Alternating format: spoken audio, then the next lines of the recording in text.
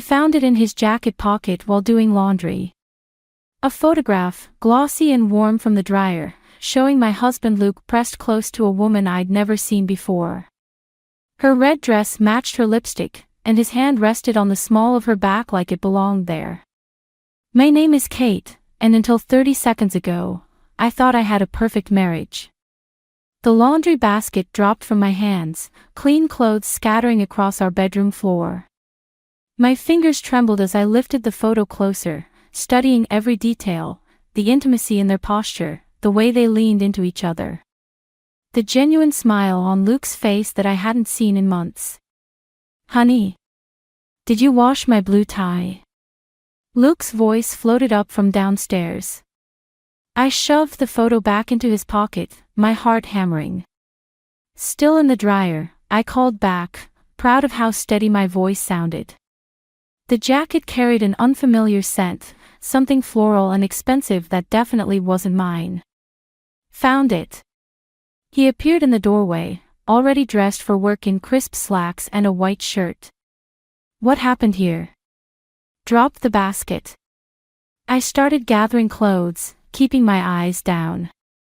"That work event last week, the one you went to alone, were there photographers there?" He paused, adjusting his tie in the mirror.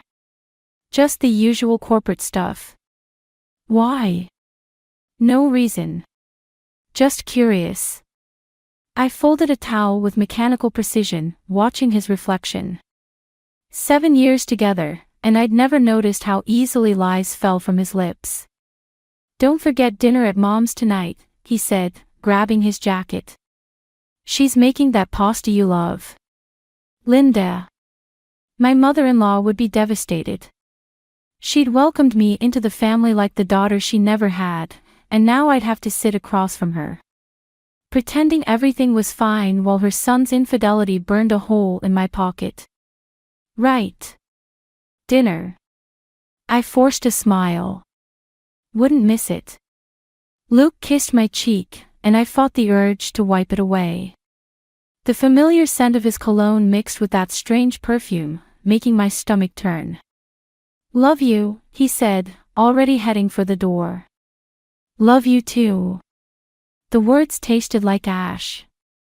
After he left, I pulled out my phone and texted Emily, "Need you. Emergency wine night." Her response came instantly, "On my way. Bringing the good stuff." I sat on the bed, surrounded by scattered laundry, and pulled out the photo again. The woman was beautiful in that polished, corporate way, sleek hair, perfect makeup, confident smile. My fingers traced the edge of the image, catching on a tiny notation in the corner, "Rachel and Luke, Project Celebration." Rachel. Now I had a name. My phone buzzed with another text from Emily, "Should I bring ice cream too?" "Yes," I replied. "And maybe a lawyer." I tucked the photo into my bedside drawer and started getting ready for what would undoubtedly be the most excruciating family dinner of my life. Part of me wanted to scream, to call Luke and demand answers, to throw his perfectly pressed suits onto the front lawn. But something deeper, colder, was taking root. The judge's daughter in me, thanks, Dad, knew better than to show my hand too early.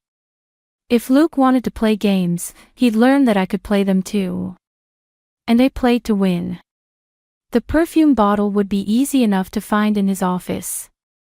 The emails would follow. Then the credit card statements. By the time I was done, I'd have enough evidence to bury him. I picked up his jacket again, inhaling that foreign scent. "Game on, darling," I whispered, already planning my next move. Game on. Linda's dining room smells like garlic and childhood memories. I watch Luke help his mother carry dishes to the table, playing the role of devoted son while my stomach churns with every casual lie he tells. "Katie, sweetheart, you've barely touched your wine." Linda reaches across the table, her fingers brushing my hand. "Are you feeling all right?" "Just tired." I force a smile, but my fingers tighten around the stem of my glass. End of semester stuff at school. Luke settles into his chair, loosening his tie. You work too hard, babe. Maybe you should take some time off. The concern in his voice makes me want to scream. Instead, I take a deliberate sip of wine. Actually, I've been thinking about picking up some extra classes. Summer school. But what about our trip? He frowns, a fork pausing halfway to his mouth. We talked about going to the coast. Did we? I meet his eyes. Must have slipped my mind. Like that work event last week, the one with the photographer. A muscle twitches in his jaw. Mom, this pasta is incredible. New recipe. Linda beams, launching into a story about her cooking class, while I watch Luke's shoulders relax. He thinks he's dodged the bullet. Poor, naive Luke. Oh. Before I forget, Linda jumps up, hurrying to the kitchen. I found something while cleaning out the attic. She returns with a dusty photo album, and my heart sinks. Not now. Not tonight. Your wedding photos. She places it between us, flipping pages with reverent fingers. Look how beautiful you were, Katie. And Luke, so handsome in that suit. The images mock me, white dress, perfect smile, sacred vows. My phone buzzes in my pocket, Emily, probably checking in. I ignore it. Remember our first dance? Luke's hand finds mine on the table. I don't pull away. How could I forget? You stepped on my dress 3 times. 4, Linda corrects, laughing. But you were both so happy, it didn't matter. A new photo slides from between the pages, Luke as a teenager, arms around a pretty brunette. Linda snatches it up quickly, but not before I notice the girl's striking resemblance to Rachel. Who's that? The words escape before I can stop them. Nobody, Luke says sharply. At the same moment Linda murmurs, Sarah Mitchell. The tension crackles. Luke stands abruptly, gathering plates. Mom, let me help with cleanup. Sarah was Luke's first serious girlfriend, Linda continues, ignoring her son's warning look. Such a sweet girl. They dated all through high school until... Mom. Luke's voice could freeze hell. Until what? I press, watching Luke's knuckles widen around the plate he's holding. Linda's eyes dart between us. Until she moved away for college. Luke was devastated. Ancient history, Luke mutters, disappearing into the kitchen. I lean closer to Linda. Did she look anything like Rachel from the architecture firm? The color drains from Linda's face. How do you know about Rachel? Before I can respond, Luke returns. Linda busies herself with the photo album, but her hands shake slightly. Ready to head home? Luke asks too brightly. Early meeting tomorrow. Actually, I stand slowly. I thought I might stay and help Linda clean up. Girl talk. His smile falters. You sure? It's getting late. Positive. I kiss his cheek, breathing in that familiar cologne. No trace of perfume tonight. Take the car. I'll grab an Uber. After he leaves, Linda pours more wine with trembling hands. Katie, about Rachel. How long have you known? She sinks into her chair. I saw them together last month, at that new cafe downtown. Luke said it was just work, but... She twists her wedding ring, a nervous habit I've never noticed before. I've seen that look before. On his father's face. The pieces click into place, Linda's quiet acceptance of her ex-husband's absence, her overprotectiveness of Luke. Her endless attempts to make me feel like family. History repeats itself, I murmur, reaching for my phone. Emily's text glows on the screen, found something. Call me ASAP. Not always, Linda says softly. Sometimes we can break the cycle. I look at my mother-in-law, really look at her, and see something new in her eyes. Not just sympathy, but solidarity. Yes, I reply, already planning my next move. Sometimes we can. Emily's text led me to Bellini's, the kind of overpriced Italian restaurant where deals are made over $100 bottles of wine. I'm parked across the street, watching Luke's silver Audi pull into the lot right on schedule. His important client meeting excuse still rings in my ears. My hands grip the steering wheel until my knuckles turn white. Because there she is, Rachel Parker, stepping out of her own car, smoothing that red dress that matches her lipstick perfectly. Just like in the photograph. Got you, I whisper, reaching for my phone to record. But my fingers freeze when I see who else exits Rachel's car, Linda. My mother-in-law's presence hits me like a physical blow. She hugs Rachel, laughing at something Luke says as they walk inside together.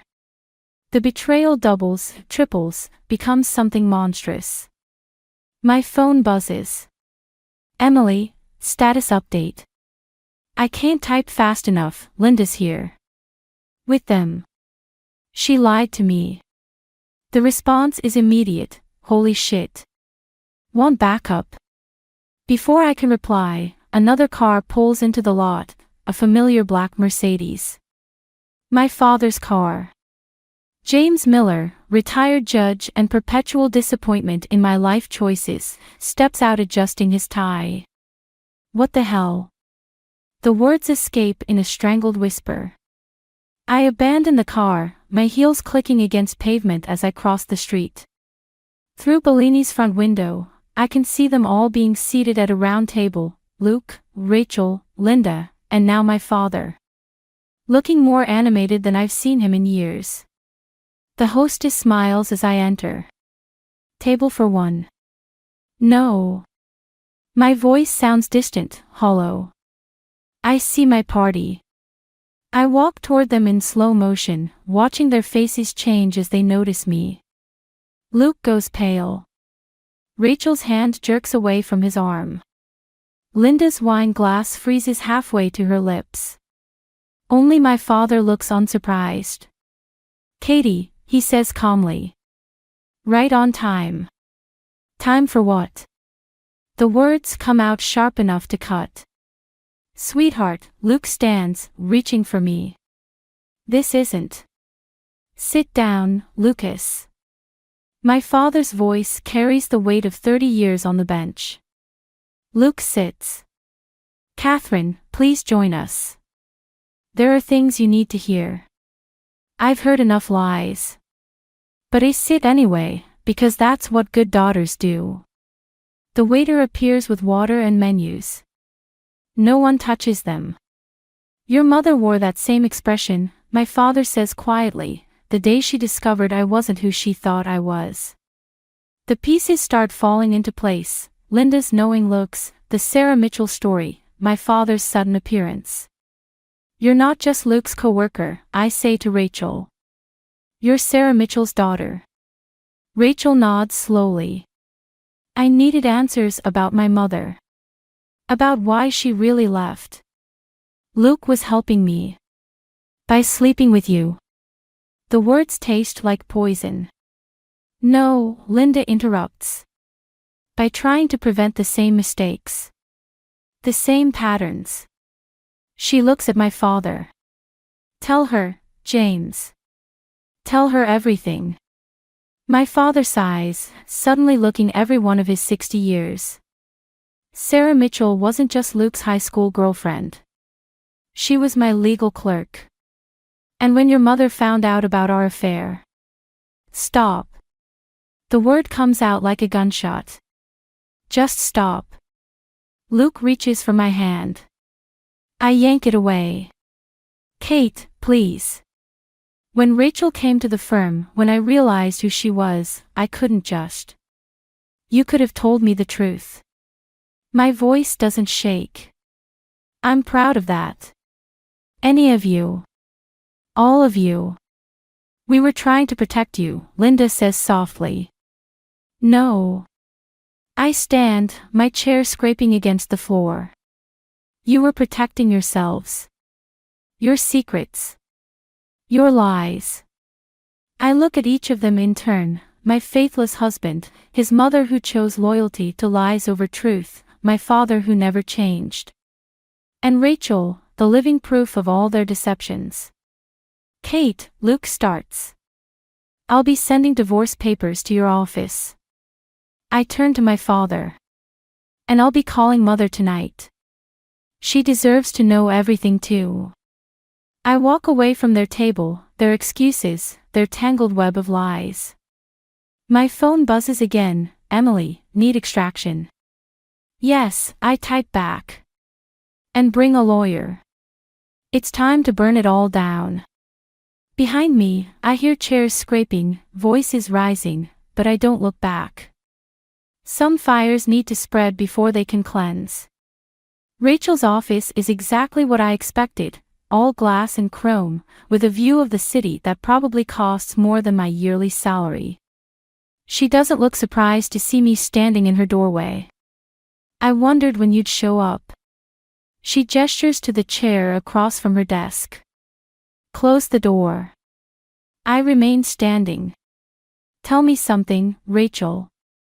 Was seducing Luke part of your original plan, or just a bonus while digging up dirt on my father? Interesting assumption. She leans back, crossing her legs. That I seduced him. That this was all my idea. Wasn't it? Your father ruined my mother's life. Luke. She pauses, touching a silver frame on her desk. I recognize the woman in the photo, Sarah Mitchell, 20 years younger than the image burned in my memory from Linda's album. Luke was supposed to help me understand why. By sleeping with you. By showing me that the apple doesn't fall far from the tree. Her smile is razor sharp. Did you know he came to me? After finding out who I was. He said he wanted to protect you from the truth about James. My laugh sounds hollow. By having an affair. Brilliant logic. No. She opens her desk drawer, pulls out a thick manila envelope. By helping me gather evidence. Your father's pattern of affairs didn't stop with my mother, Kate. There were others. Many others. The envelope lands between us with a dull thud. Luke was going to tell you everything. After we had enough proof. She taps the envelope. Then things got complicated. You fell for him. He fell for me. Her composure cracks, just slightly. Or maybe he just fell for the idea of being someone's hero instead of another Miller family disappointment. My phone buzzes, Emily, probably with updates from the lawyer. I ignore it. Why tell me this now? Because you deserve to know that Luke's betrayal started with trying to protect you. She stands, moves to the window. Ironic, isn't it? How the road to hell is paved with family loyalty. Where is he now? After your scene at Bellini's. Probably drinking himself stupid at the Metropolitan. She turns back to me. He's there most nights lately. Drowning his guilt, I suppose. And my father. James Miller is currently boarding a flight to Singapore. Business trip, officially. Her smile returns, colder now. Running away, actually. Just like he taught Luke to do. I pick up the envelope. It's heavy with secrets, with evidence of generational betrayal. What are you going to do with all this? Rachel asks. Why do you care? Because despite everything, I loved him. She returns to her desk, picks up her phone. And because I just sent copies of everything to your mother. The floor seems to tilt beneath my feet. You what? Sometimes the best revenge isn't the one we plan. She sits down, suddenly looking tired. It's the truth we've been running from all along. My phone buzzes again. This time I look, it's my mother. After 15 years of minimal contact, her name on my screen feels like an accusation. He'll lose everything, I say quietly. The reputation he spent decades building. His position on the ethics board. Everything. Yes. Rachel nods. Just like my mother lost everything. Just like you're losing everything. She pauses. Just like Luke will lose everything. I think of Linda. Probably sitting in her kitchen with her photo albums and her memories of 2 generations of Thompson men and their perfectly justified betrayals. Thank you, I say, turning to leave. For what? For showing me that sometimes the best revenge isn't revenge at all. I hold up the envelope. It's letting the truth do its own dirty work. As I walk out of her office, my phone buzzes a 3rd time. Luke, please come home. We need to talk. I text back, no, we don't. But I'm sure Rachel will listen. She's good at that. The elevator doors close on my reflection, a woman holding an envelope full of destruction, wearing a smile that would make Rachel proud. Sometimes the best revenge is simply stepping aside and letting karma take its course. I press the lobby button, already composing my message to Mother. It's time for all the Miller women to compare notes. The Metropolitan's dim lighting can't hide Luke's disheveled appearance. He's been here for hours, judging by the empty glasses in front of him. I slide onto the bar stool beside him, placing Rachel's envelope between us. Didn't expect to see you here, he slurs, not looking up. Didn't expect a lot of things, did we? I order a whiskey, neat. Like finding out our honeymoon villa in Bali was already booked. For you and Rachel. His hand trembles around his glass. How? Your work email password is still our wedding date. I take a slow sip. Amateur mistake. The bartender hovers nearby, sensing tension. Luke waves him away. It wasn't supposed to happen like this, he says. No. How was it supposed to happen? My phone buzzes, another message from my mother, probably. I've been ignoring them all day. Were you going to tell me about my father's affairs before or after sleeping with Sarah Mitchell's daughter? He flinches. You don't understand. Actually, I do. I tap the envelope. Rachel explained everything. Your noble crusade to protect me from Daddy's sins. Very heroic. Kate. But here's what I don't understand. I turn to face him fully. The emails planning your romantic getaway. Those started before you knew who Rachel was. Before this whole revenge plot against my father. Color drains from his face. I can explain. The thing about being married to a liar, I cut him off, is that you get really good at spotting patterns. Like how you touch your wedding ring when you're about to lie. Or how you've been deleting texts every night before bed. He reaches for the envelope. I pull it back. Don't worry, these aren't the only copies. Rachel made sure of that. I finish my whiskey. She's quite thorough, your girlfriend. Must be why my father hired her at the firm in the first place. What? Luke straightens, suddenly more alert. James hired her. Now it's my turn to smile.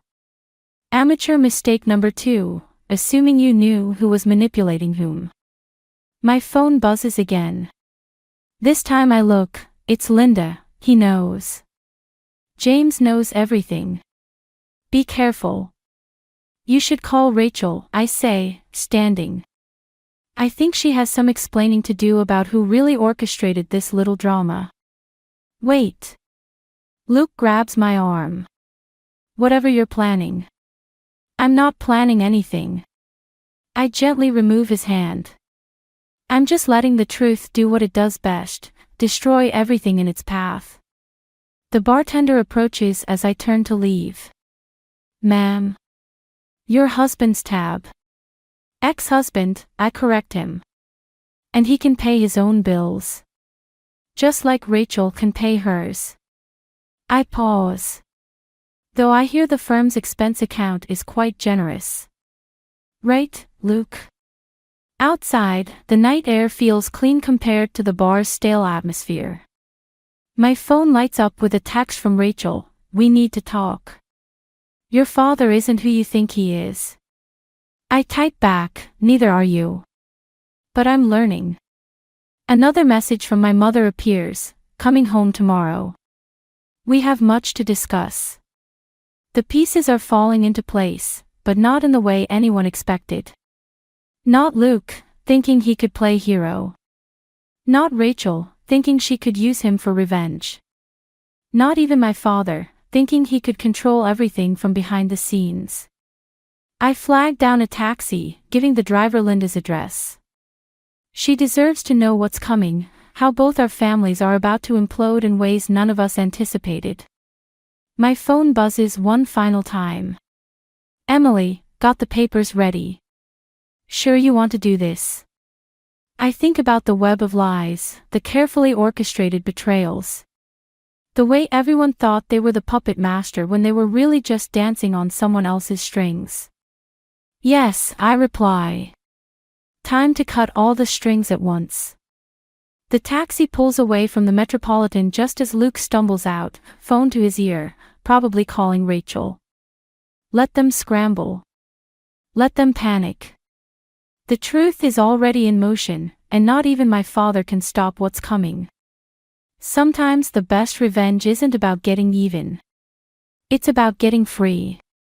Our first wedding anniversary dinner looks perfect from the outside. Crystal glasses catch the light, white roses fill the air with sweetness, and Luke beams at me from across the table at LeBlanc. Completely oblivious to what's coming. To us, he raises his glass. 1 year down, forever to go. I clink my glass against his, watching him drink. My own champagne remains untouched. Forever is such an interesting concept. Linda shifts in her seat beside me, her eyes darting between us. She knows something's wrong but can't quite piece it together. Good. Katie's right, my mother says, taking her seat. Her surprise appearance 10 minutes ago nearly made Luke choke on his appetizer. Forever is only as reliable as the people promising it. Luke's smile falters. Margaret, we weren't expecting. Clearly. She smooths her napkin, every inch the judge's scorned wife. But then, expectations can be so disappointing. Right, James? My father, at the head of the table, loosens his tie slightly. Perhaps this isn't the time. 8:15, I interrupt, checking my watch. Actually, it's exactly the time. The maitre d' approaches our table, Rachel following close behind. She's wearing red again, but her usual confidence seems shaken. "I'm sorry," she says, not to Luke or me, but to my father. "I couldn't." "Sit down, Rachel." My mother's voice could freeze hell. "Since you're so fond of Thompson men, you might as well join the anniversary celebration." Luke stands so quickly his chair nearly topples. "Kate, what are you doing?" Creating a teaching moment. I finally lift my champagne. About patterns. About karma. About how secrets have a way of coming full circle. Linda reaches for her son's arm. "Luke, what's going on?" "Ask Rachel," I suggest. Or James. Or maybe start with why Sarah Mitchell's daughter just happens to work at Daddy's firm. The silence that follows feels like glass about to shatter. "You don't understand," my father starts. "Actually, I do." I pull out Rachel's envelope, now joined by a second one, thicker, older. Filled with 20 years of my mother's careful documentation. Mom explained everything. About Sarah. About the others. About how you orchestrated this whole thing with Rachel to keep Luke quiet about what he discovered. Rachel sinks into an empty chair. He promised. He promises a lot of things. My mother's smile is razor sharp. To love, to honor, to cherish. To keep secrets. To protect reputations. Luke looks like he might be sick. Linda, I can explain. Don't bother. Linda stands, her chair scraping against the floor. I've heard it all before. From your father. The maitre d' hovers uncertainly nearby. Other diners are starting to stare. A toast, I announce, rising. To patterns. To men who think they're protecting us while they're really protecting themselves. To women who keep their secrets. I lock eyes with Rachel. And to daughters who learn from their mother's mistakes. Katie, my father warns, think carefully about what you're doing. Oh, I have. I drop both envelopes on the table. Everything's already been sent to the ethics board. The divorce papers are filed. And Mom's book about her years as a judge's wife hits stores next month. Luke lunges for the envelopes, but Rachel beats him to them. She opens the older one, her hands shaking as she reads. You knew, she whispers to my father. You knew about my mother all along. This whole thing, hiring me, pushing me toward Luke, it was all to keep control of the narrative. The restaurant has gone quiet. Too quiet. Happy anniversary, I say softly, gathering my coat. The truth looks good on all of you. As I walk away, I hear chairs scraping, voices rising, accusations flying. My phone buzzes, Emily, cars waiting outside. You okay? No, I'm not okay. I'm numb. Empty. But sometimes you have to burn everything down to see what's really left standing. I step into the cool night air, leaving behind the wreckage of 2 families' worth of lies. Let them sort through the ashes. I've got my own phoenix to build. Behind me, someone calls my name. I don't turn around. Some endings don't need an audience. Emily's apartment feels like a war room. Scattered papers cover her coffee table, bank statements, emails, hotel receipts. My mother sits beside me, methodically highlighting documents while the news plays silently on TV. The doorbell rings. Emily checks her phone and nods. They're here. Luke and Rachel enter together, followed by my father. Linda slips in last, keeping her distance from everyone. Quite the performance at dinner, my father says, straightening his tie. Now can we discuss this reasonably? Reasonable. My mother's laugh is brittle. Like how you reasonably hired your ex-mistress's daughter to spy on your own family. Rachel flinches. That's not. Show them, I tell Emily. She pulls up an email on her laptop, turning it toward them. Luke's face drains of color as he reads. You were never supposed to find out, he whispers. Which part? I stand, forcing myself to stay steady. The affair. The conspiracy. Or how you and Rachel plan to expose my father's indiscretions while hiding your own. I loved you, Luke says. Everything I did was for yourself.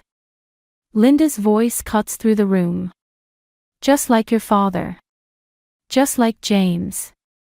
You tell yourselves you're protecting someone, but you're really just protecting your own guilt. My father steps forward. Linda, you don't understand. I understand perfectly. She pulls out her phone, holding it up. Sarah's on video chat. Would you like to explain it to her? The screen shows a woman I recognize from old photos, older now, but still beautiful. Rachel makes a choked sound. Mom. Hello, sweetheart. Sarah's voice fills the room. James, you look exactly like I remembered. Still fixing everyone else's lives while destroying your own. Luke moves toward me. Kate, please. Don't. I back away. The ethics board has everything. Mom's book manuscript is with the publisher. It's over. Nothing's over, my father snaps. I can still. What? My mother stands. Bury it. Like you buried Sarah's career. Like you buried my self-respect. Like you buried Luke's affair to keep him quiet about your own sins. Rachel sinks onto Emily's couch. I never meant. I just wanted to know the truth about why you left, Mom. And now you do, Sarah says softly. The truth is, there are no heroes in this story. Just people too afraid to face their own reflections. Luke reaches for me again. This time I let him grab my arm. Watching his face as Emily plays the recording, his conversation with Rachel about using our honeymoon as cover for their getaway. I can explain, he starts. No need. I remove his hand. The explanation is right there, in black and white. Just like the evidence of every affair my father had. Just like the paper trail of hush money and threatened careers. The board meets tomorrow, Emily adds quietly. Everything's being reviewed. My father's composure finally cracks. Margaret, think about what this will do to our reputation. Our reputation. My mother laughs. There is no our anymore. There's just truth and consequences. And choices, Linda adds, moving to stand beside me. We all make them. We all live with them. Luke looks desperately between Rachel and me. I never meant to hurt anyone. Intention doesn't change impact, I say, echoing words my father once used in court. You taught me that, Dad. Remember. The room falls silent except for Sarah's quiet breathing through the phone. Rachel stares at her mother's image, tears streaming down her face. So what now? Luke asks. I look at each of them, my father, the righteous judge undone by his own hypocrisy, Luke. The devoted husband who became everything he claimed to hate, Rachel, the daughter seeking truth who buried herself in lies, Linda. The mother who saw history repeating itself, my mother, finally free from decades of silence. Now. I gather my coat. Now we all live with our choices. The truth is out. What happens next is up to you. I leave them there, surrounded by evidence of their own destruction. Emily follows me to the door. You okay? She whispers. I'm not. I might never be. But as I step into the night air, I feel lighter than I have in months. Sometimes winning isn't about revenge at all. Sometimes it's just about refusing to play the game anymore. The ethics board's decision arrives in a plain white envelope. I leave it unopened on Emily's kitchen counter while we pack the last of my things from Luke's house. Your mother's book hit the bestseller list, Emily says, taping another box. Luke's firm is in damage control mode. I fold another sweater, breathing in the lingering scent of our shared laundry detergent. And Rachel moved back home. Sarah got her a job at a different firm. Emily pauses. Linda called again. Of course she did. Linda's been leaving messages, each one more raw than the last. Like mother, like son, both trying to explain, to justify, to rewrite history. The doorbell rings. My father stands there, looking smaller somehow in his casual clothes. No more judge's robes to hide behind. The board's decision, he gestures at the envelope. Don't you want to know? Not really. I continue packing. The truth's already out there. The rest is just paperwork. He picks up a framed photo, my wedding day. Your mother's book is honest. I take the frame from him, wrapping it in newspaper. Something you might try sometime. I did what I thought was right. No.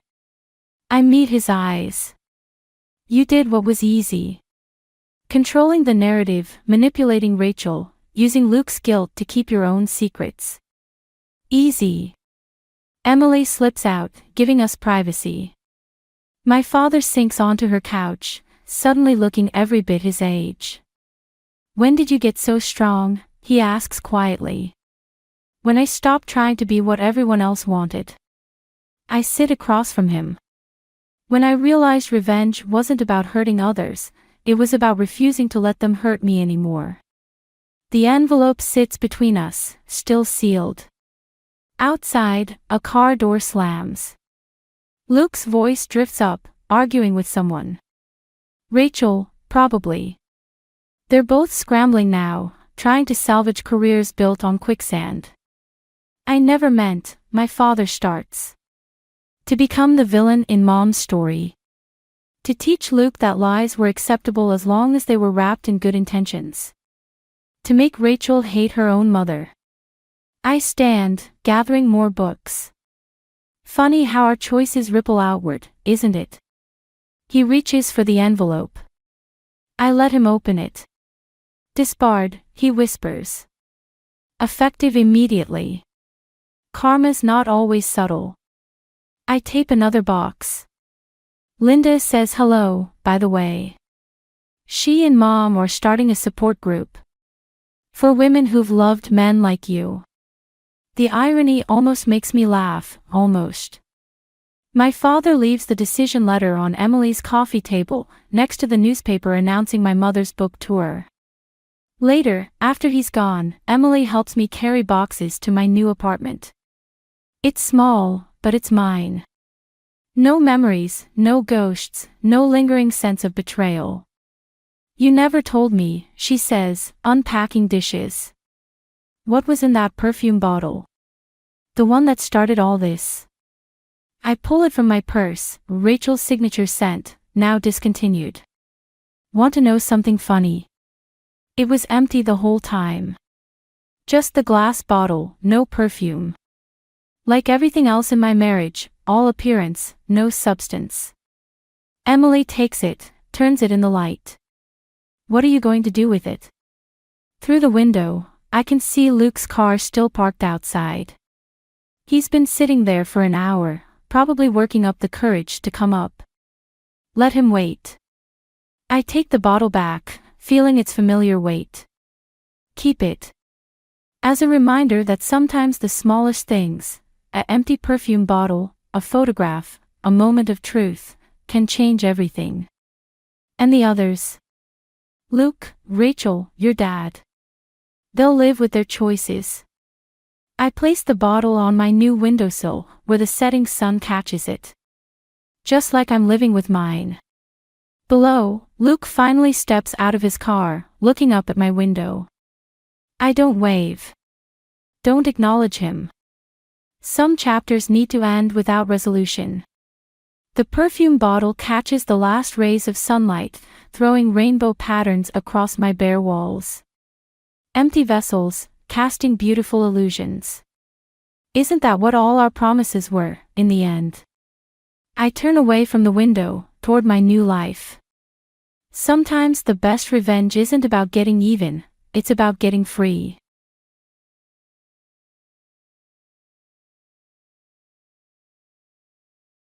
My name is Jenny White.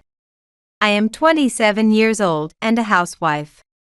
I married my husband, Alex, who is 3 years older than me, 3 years ago. We've struggled to have children, but our relationship had been relatively good. However, that all changed due to my husband's actions. Instead of showing remorse, you present me with divorce papers. Are you sane? The action that ruined our relationship was my husband's affair with my childhood friend, Kristen. When confronted about the affair, he showed no remorse and instead presented me with prepared divorce papers, declaring, "Why should I have to be the one to apologize? The affair was because of your infertility. I get so tired of coming home to this might work or that might be good. I'm sick of it." I got married when I was 24. We wanted children and started trying to conceive immediately after our wedding. Being young, I thought it would be easy to conceive without any trouble. However, it didn't go as planned, and I didn't get pregnant at all in these 3 years. He justified his affair with Kristen by blaming it on this. People normally can have children without any trouble. But you've wasted so much time and money because of you. As I vented to her, we ended up in that kind of relationship. I don't see why you should blame me. And yet, how could you? No matter what you say, I am going to divorce you and remarry Kristen. Kristen is now pregnant with my child. What? My child that couldn't be conceived with you. Happened immediately when I was with Kristen. That's why I intended to divorce you.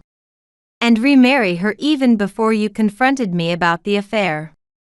It just worked out well. As it turns out, my childhood friend Kristen is pregnant with my husband's child. It seems he was planning to choose her over me from the start. I contacted Kristen, but she repeated the same things my husband had said. Disappointed by the actions of my childhood friend, I realized arguing was futile and accepted the divorce. That was 32 years ago. I am now 59, and I barely remember those times. Yet, fate has a strange way of reuniting people, and I unexpectedly ran into them again. Is that Jenny? What? Indeed. It is Jenny. What are you doing here? Do you know where you are? This is the maternity clinic, the maternity clinic. What do you need at a maternity clinic? Are you still not giving up on having children at your age? I was at a maternity clinic that had just opened last year in our hometown. The fact that I, infertile, was at a maternity clinic seemed amusing enough to them to point and laugh openly. We haven't seen each other in a while, but you're still the same. I understand the desire for children as a woman. But you're really making the doctors cry, aren't you? If you're infertile and childless at your age, there's no hope left, right? You might even be getting taken advantage of. Letting you hope while draining your money. That's possible. Whatever you say now doesn't affect me anymore. But maybe you should look around? This is a maternity clinic, as you say. It's a hospital. If you can't be quiet, please leave once your business is done so you don't bother other people. Their words echoed in the quiet waiting room. And the other patients frowned upon hearing them. Unperturbed by the reactions around them, they looked at each other and snickered. We'd love to leave, but we can't just yet. Actually, the daughter Kristen was pregnant with back then is now pregnant herself. We're here for her checkup. So, we can't leave until her appointment is over. I see. Moreover, the doctor seeing her is the head of this maternity clinic. The hospital is new, just opened last year. And the head is only 31 years old but is reputed to be very skilled. Being supportive during the unstable times of pregnancy. But Jenny, you wouldn't know about that, would you? Sorry. The two of them laughed mockingly at my silence. Their disdainful and belittling nature unchanged from 32 years ago. Witnessing this, I decided it was time to reveal a truth they were unaware of. I'm proud as a mother to hear such praise for my son. What? Son? Mother? You can't possibly have a child, can you? Have you finally lost your mind from wanting children so much? When did I say I didn't have a child? After you and I divorced, I remarried a man I met 6 months later. I found out I was pregnant soon after. And the son I had then is the one who opened this hospital. What? That's impossible. You must be lying just to show off. There's no way she, who didn't get pregnant even once in 3 years, could remarry and get pregnant immediately. Even if she did have a son, do you really think he could become a doctor? She wouldn't have the earnings to send him to medical school. That's all just bluff. There's no need to pay her any mind. It was then. Ah, Mrs. White, were you here? I've been looking for you. Didn't you hear the call at the reception? What? Actually, I need to talk to both of you about your daughter. Mom. Mom? Wait, what exactly is? Didn't I tell you earlier? He's my son. There's nothing strange about my son calling me Mom. Yes, today my sister came for a prenatal checkup. My husband is overseas on a business trip, so Mom came to accompany her. Mom, Erica's checkup will be almost over soon. The doctor said everything is going well. That's good to hear. I'll have to contact my husband later. The two were shocked as they watched our exchange. What did you say? You have 2 children. She must be the stepchildren from your remarriage, right? That's the only thing that makes sense. Still doubting? My son and daughter are both truly mine, born to me. That's impossible. Then my son responded to their conversation. Stepchildren from a remarriage, what do you mean? Wait, Mom, you knew Mr. White? My son knew I was divorced, but of course, he didn't know my ex-husband's name or face. He looked puzzled and asked me. They're not just acquaintances, they are my ex-husband and my former childhood friend. I don't know what fate it is, but we met here for the first time in 32 years. I never wanted to see them again. Then my son's expression changed. Oh, is this about that time you were treated as infertile? And he chose your childhood friend? You told your own son about that. I didn't tell him. But he found out when he was in middle school. He found the documents when I was seeking compensation through a lawyer. He asked me what it was all about. So, I told him. What exactly you two did. But still. Well, what happened in the past doesn't concern me. It happened before I was born. But what do you think about cheating because of infertility? We have many patients who come here struggling with infertility. Most couples work hard together to address the issue. Men who blame infertility on women and cheat are rare. But actually, the causes of infertility are nearly equal between men and women. Most men who cheat blaming infertility are mistaken. We often hear stories where upon testing, it turns out there was nothing wrong with the wife, but the problem was with the husband. I can understand not wanting to accept that you might be the cause of infertility.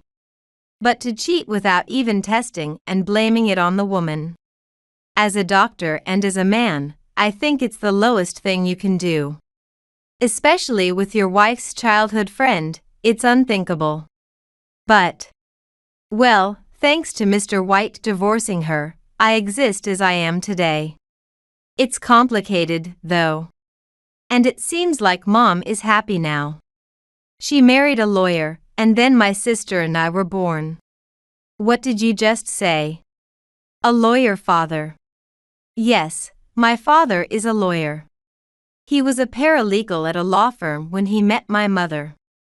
He became a lawyer quite soon after that. Right? No way, that law firm is. Yes, I met him at the law firm I consulted about you. He was working there as a paralegal.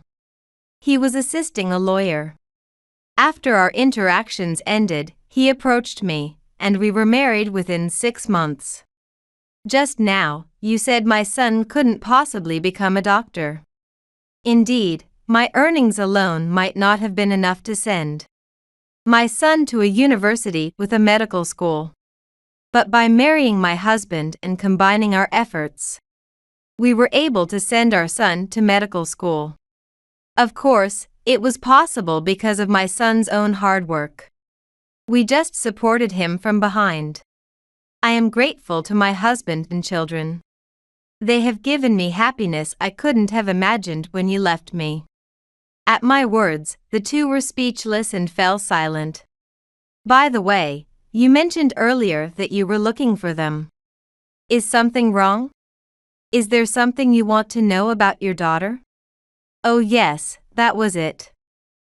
Do you both know your blood types? Blood type? Yes, there's something I need to confirm. I'm A. I'm O. What? What's the matter? Do you know your daughter's blood type? Yes. I believe my wife said she's a type.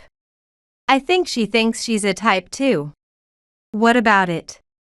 While they were talking, I glanced at Kristen, who was sweating profusely and holding her face in her hands. Then, my son's next words revealed the reason. Actually, when we did a blood test on your daughter, we discovered that her blood type is not A but B. What? In the early stages of pregnancy, we conduct tests to ensure there are no risks to the mother and child during the pregnancy. We also test the mother's blood type. This is also to ensure quick response in case an emergency transfusion is needed. As your husband mentioned earlier, your daughter said she was type A. However, we can't just transfuse type A blood based on that statement alone. If by any chance she had a blood type that couldn't receive type A, it would be a serious problem. And this time, to prevent any such emergencies, we tested your daughter's blood type and found out it is not A, but B. That's impossible. What did my daughter say about this? We haven't spoken to your daughter and her husband yet. There could be various circumstances. So we thought we'd check with the parents first since they were at the hospital. We had the reception call you earlier. My son informed them that their daughter's blood type, B, could not have come from two parents who are A and O. The ex-husband stood there stunned. What does this mean? Why would B type arise from A and O types?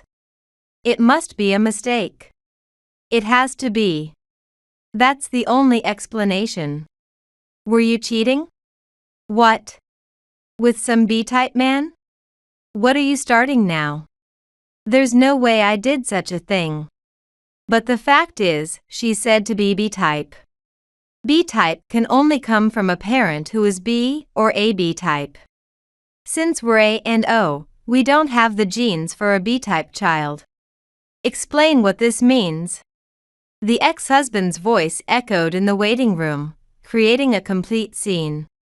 Mr. White, please calm down. How can I be calm? For 32 years, I thought she was my daughter. And now there's a suspicion she might be someone else's. Who exactly is? By the way, wasn't Kristen's longtime boyfriend B-type? At these words, Kristen appeared shocked. What are you saying?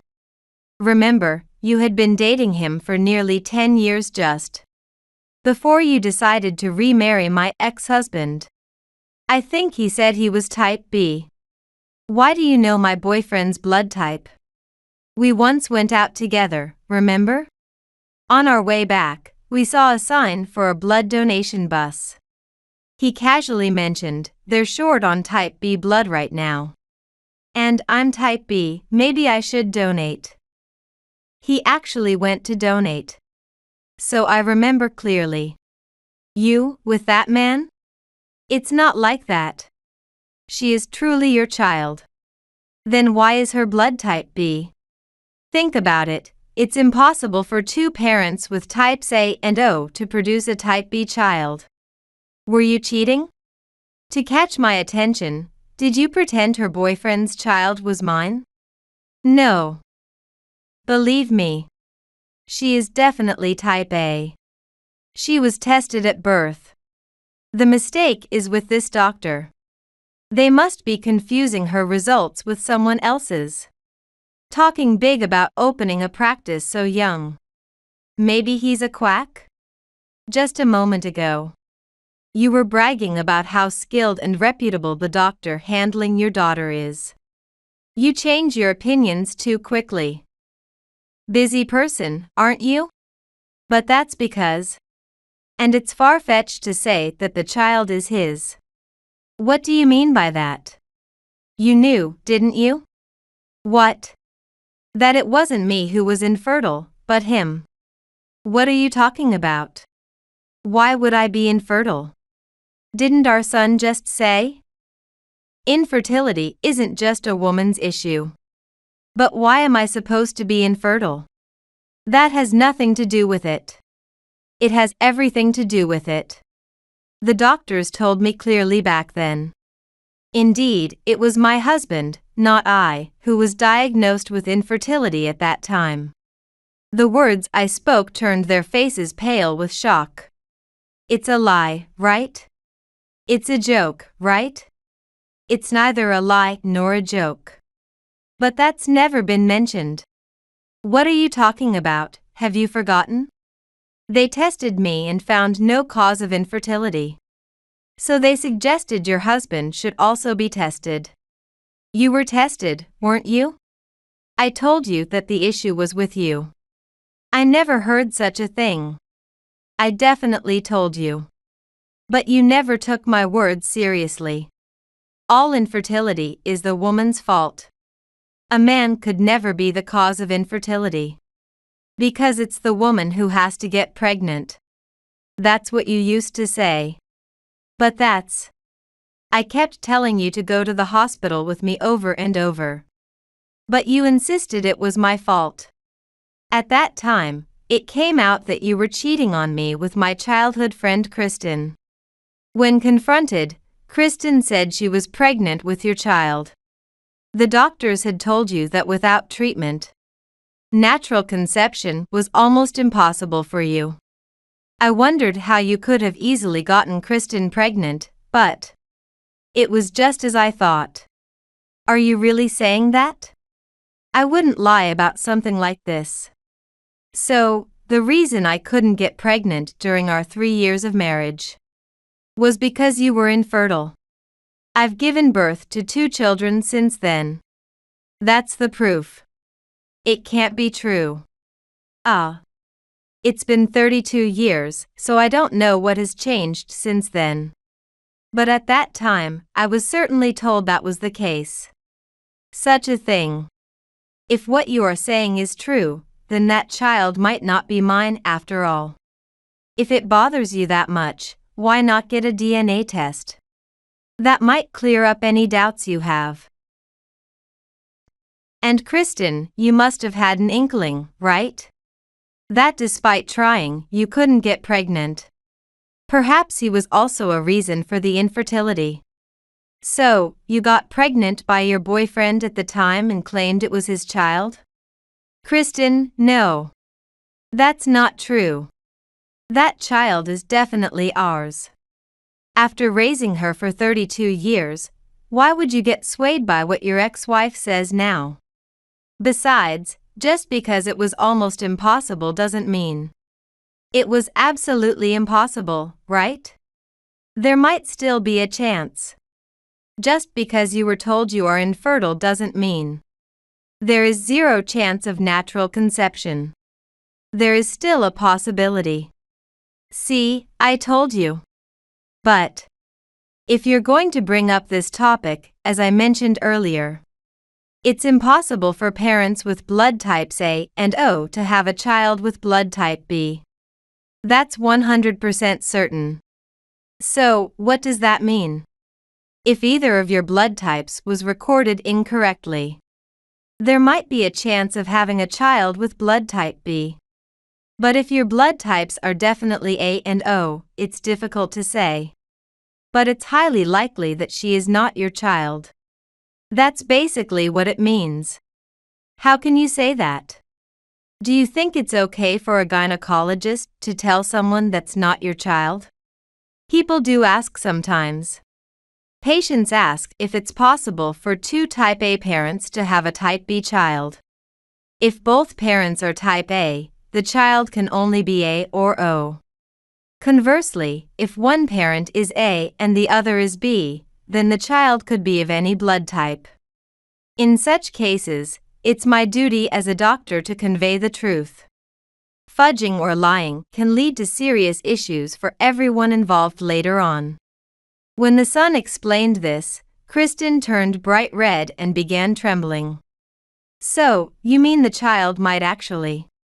As I said earlier, if there was a mistake with the parents' blood types, it wouldn't be strange for the child's blood type to be different. Is it possible for there to be a mistake with the parents' blood types? Sometimes the blood type tested at birth can be wrong. Or perhaps you misunderstood the blood type you were told by your parents when you were a child. But it's unlikely there was a mistake with the mother's blood type, especially since blood tests are done during the early stages of pregnancy. Like with your daughter. That means the mistake might be with the father. Have you ever had a major illness or surgery? I had surgery after an accident in my 20s. Then they would have tested your blood type. Have you ever been told there was a mistake with your blood type? No. I see. Then there's only one possibility. The father must have the B gene. Enough. Stop it. I've been quiet listening to you. Talking about someone's daughter as if she's a child born from an affair. Do you think you have a duty to tell the truth? Was there any need to blab about such private matters? I'll sue you for defamation. Even if she turns out to be your biological child, a child born from an affair isn't wrong. Because she was conceived through an affair with my husband. What did you say? And if you're thinking of suing me for defamation, you should be prepared to be sued yourselves. What? In this busy maternity clinic waiting room. This isn't a place for the infertile. It's pitiful that you can't have children. Who said those words to me? Well.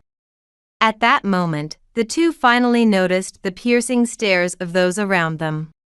There were couples struggling with infertility and women suffering from illnesses. Their cruel words had everyone glaring at them. So, that was, Go ahead and sue if you want. Do as you like. But don't forget you've done even worse. Cornered, she glared at me and snapped. What are you saying I've done? Ganging up and blaming me like this?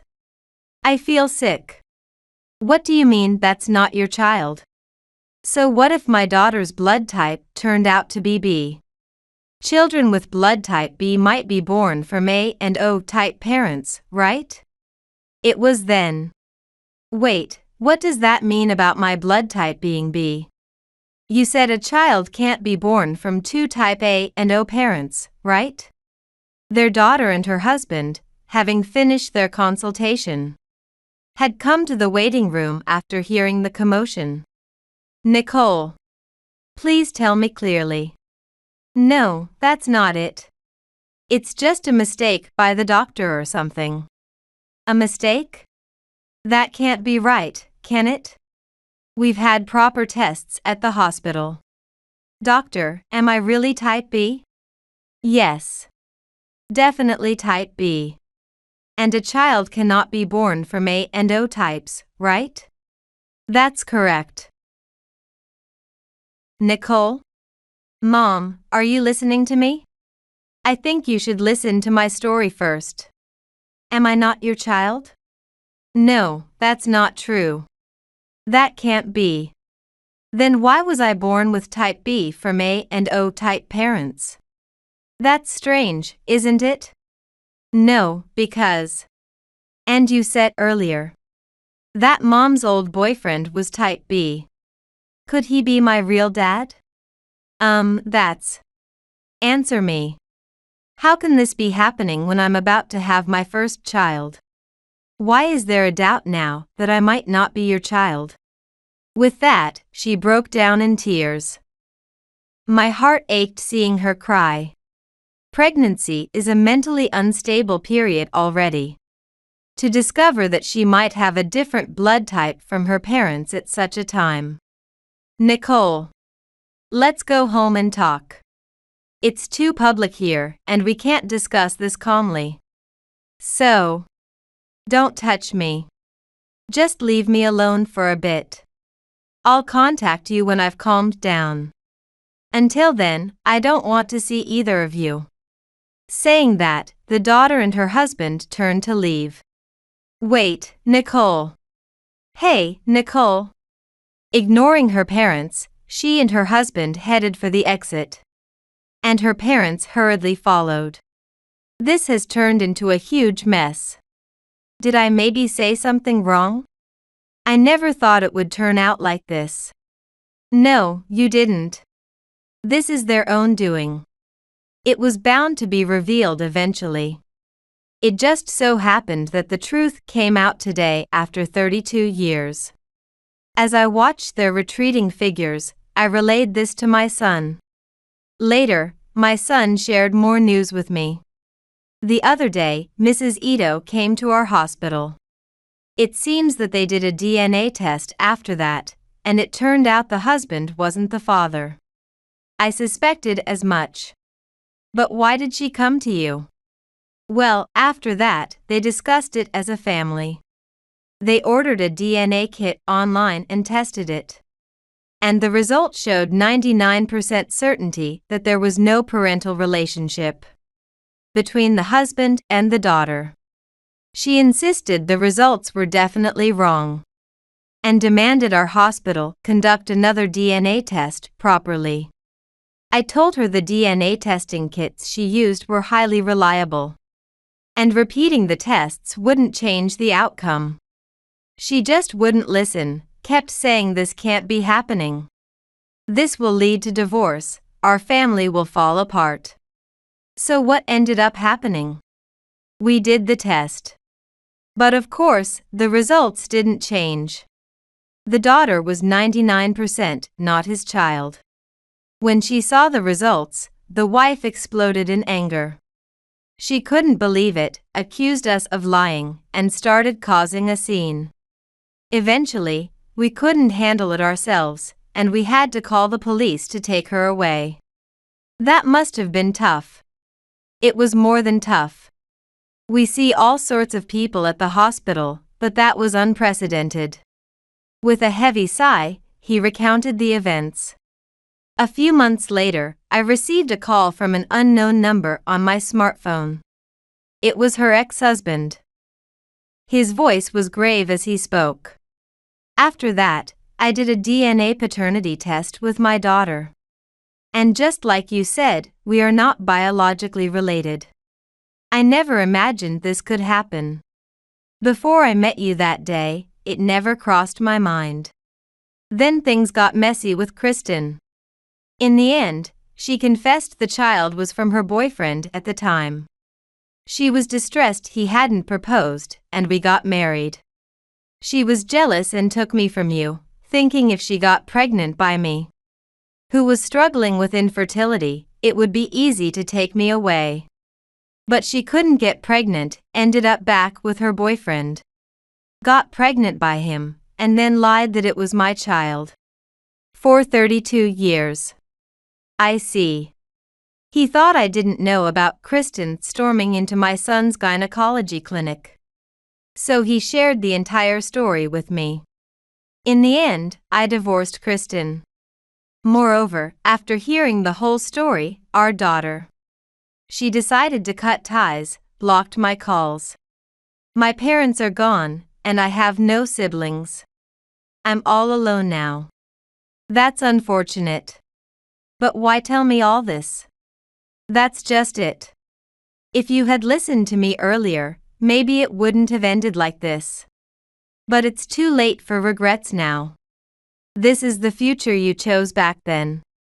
After that conversation, I never saw him again. Where he is or what he's doing now, I don't know, but he surely regrets his choices deeply.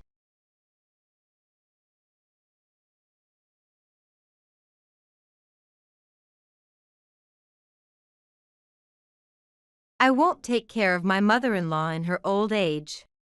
You're practically a stranger to me now. Shocked by the coldness of these words, I find myself speechless. I'm being kind by being clear. I don't want to be expected and then disappointed. Seeing my daughter-in-law's malicious face makes me feel sick. I leave the house to breathe some fresh air. Voices enjoying a Sunday gathering can be heard from various homes around me. It's something I can no longer have. Sad and frustrated, tears start to overflow. No, I must stand up. This is no time for tears. My name is Evelyn. Recently, my son and his wife celebrated my 70th birthday. My son splurged and ordered my favorite dish at its finest. The purple scarf they gave me as a gift might seem a bit flashy, but it suits me with my gray hair, and I really like it. It's hard to believe I'm already 70. I might say it myself, but I still feel young. My legs are strong, my mind is clear, and my hearing is good. My daily routine doesn't falter. It must be thanks to my morning habits. In front of my house, there's a crosswalk on the route to the elementary school. It's very lively on weekday mornings. I've been greeting and watching over the school children as they head to school for over 30 years, since my son was a little boy. I've seen many first graders with their big backpacks grow up and graduate in the blink of an eye. The children call me Lynn. The older students start it, and the younger ones pick it up. So everyone knows my name. Good morning, Lynn. Bye, Lynn. I hear many voices, and I reply. Have a good day, work hard, hoping their day will be a good one. I miss greeting them during the summer and winter breaks. It's such an important part of my day. This morning, one girl was lagging behind the group, trudging along. She must be one of the first graders who started this year. She stops and turns around, taking small steps, not making much progress. Good morning. The girl glances at me but says nothing. Is something wrong? She stops completely and looks down. She doesn't want to go to school. It's not uncommon for children to not want to go due to various reasons, like oversleeping and missing their group, being scolded at home, or dreading a particular class. They're still young and can't manage their moods or articulate why they don't want to go. But they can't just run away either, so their pace slows down. I can't just ignore children like her. Hey, I want to get some flowers for my house. Which do you think would be nice? Huh? I'm having trouble deciding. Can you help me? Okay. She's a sweet and agreeable girl. While she's distracted by the flowers and bugs in the garden, I call the school to explain the situation. Then, hand in hand, we chat on our way to school. Did you not want to go to school? No. Why? It's because of the marathon in gym class. I understand. Do adults hate marathons too? Surprised by her question, I gently tell her. I dislike marathons in math too. The girl laughs happily. We're late, but once we arrive at the school, I feel relieved as I hand her over to her teacher. Thank you, Lynn. Oh, you know my name? Yes, everyone calls you that. Show me a happy face tomorrow, okay? Yes. I receive a polite thank you from the teacher and leave the school, humming a tune as I walk home. Mother. Yes? My daughter-in-law Sherry looks angry, her brows furrowed. I've told you to stop, haven't I? What are you talking about? Huh, have you forgotten? Are you getting senile? I've told you to stop meddling with other people's children. You're not a guardian, so don't overstep. Bringing them into your home and walking hand in hand might lead to police trouble. Trying to help raise children in the community is so outdated, you know? I bristle at her words. I know what she means. But I don't want to be called old-fashioned to my face. Plus, I'm registered as a school volunteer, so I believe I'm acting within my role. The school understands, so Sherry, you don't need to worry, and I'm not senile. You don't realize you look like a suspicious person? What did you say? If something happens, it can't be undone. I fall silent. It's frustrating, but my daughter-in-law is right. It would be a disaster if something went wrong because of my meddling. Really, getting all excited being called Lynn and even humming at your age. It's embarrassing. After dropping this comment, Sherry leaves for her part-time job. I sigh deeply. There's no age limit on humming. I should just keep doing it, my son says. But I'm tired of my daughter-in-law's complaints. I can't very well say that since we don't have grandchildren. It's fine for me to dote on the neighborhood kids. The next day. My son, who rarely has a day off, is polishing his car in front of the house when a group of schoolchildren gathers around. The hood is open, and the car-loving kids crowd around, peeking into the engine bay and cheering. Watching them happily, Sherry comes out of the house and says, "Oh, how noisy. Why do children have to be so loud when they gather? Hey, Sherry. Just go home already. You're in the way." The children scatter like spiders. There's no need to speak to them like that. It's the kids who are dallying who are at fault. What if there's trouble? Can you take responsibility? I thought not. Humph.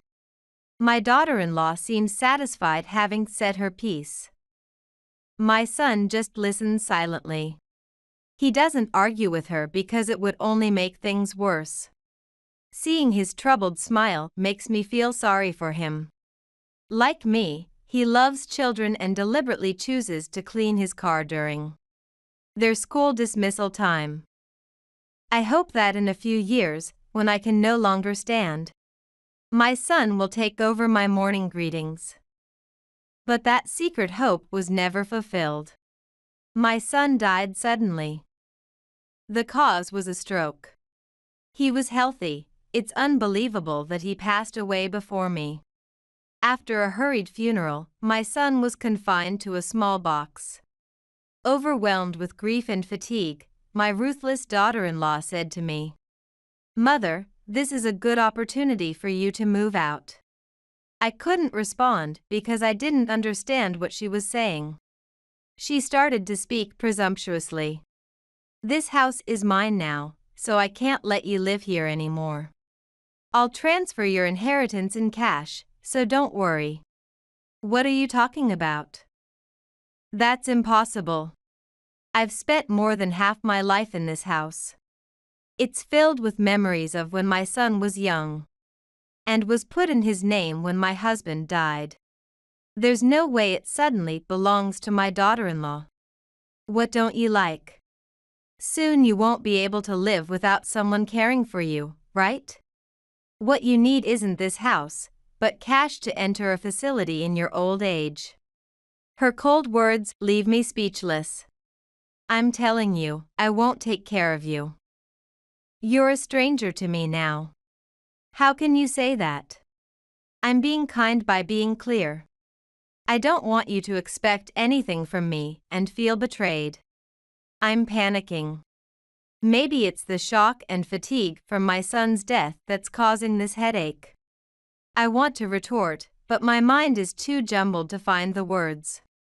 But I absolutely refuse to comply without a fight. If you understand, then pack your things and leave by tomorrow. Wait a minute. Yes? I'm still healthy and have no intention of entering a facility. It's absurd to ask me to leave the house suddenly. Are you being selfish? What do you expect me to do? Who's being selfish? If you don't want to go to a facility, maybe you should become homeless. You might even make some friends who are a good match for you. My daughter-in-law smirks with a malicious look. Just looking at her worsens my headache. I'm going out for some air. I leave the house to calm down. As soon as I start walking, I realize I left without even taking my keys. Looking around, I see no school children walking, even though it's dismissal time. Then I remember today is Sunday. I must be really panicking. But it's for the best. I couldn't bear to show the children such a dreadful face. I sit on a bench in a small park with only a swing set, a little way from my house, and look up at the sky. What should I do now? What can I do? Should I consult a lawyer and fight with my daughter-in-law for years? I just want to continue my peaceful daily life. Hearing voices enjoying a Sunday gathering from various homes. I feel so sad and frustrated that tears start to overflow. Then, a parent and child come to the park. A young girl and her father, perhaps out for a walk. I watch the happy-looking pair enviously. Is something the matter? I'm startled when the father speaks to me, but I quickly understand. Anyone would be concerned to see an elderly person in pajamas and sandals crying in a park. Grandma, what's wrong? The little girl peers at my face.